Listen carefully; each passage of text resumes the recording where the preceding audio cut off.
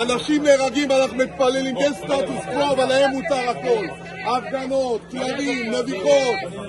אני רוצה להעביר את זה בצורה טובה שלא גרם לזה. תקבל את הסידור, את הכללית ואת השופר, אנחנו נחזיר לך את זה בקטן. אסור לי לקחת את זה? אתה יכול מאחור עלות, אתה תקבל את זה בקטן. למה?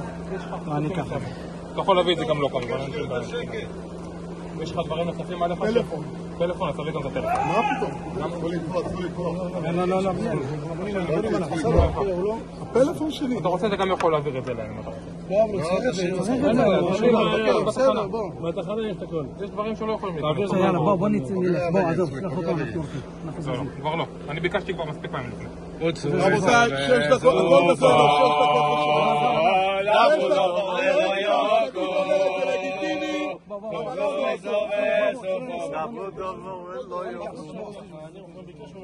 אני אקח אותו, בוא, תודה.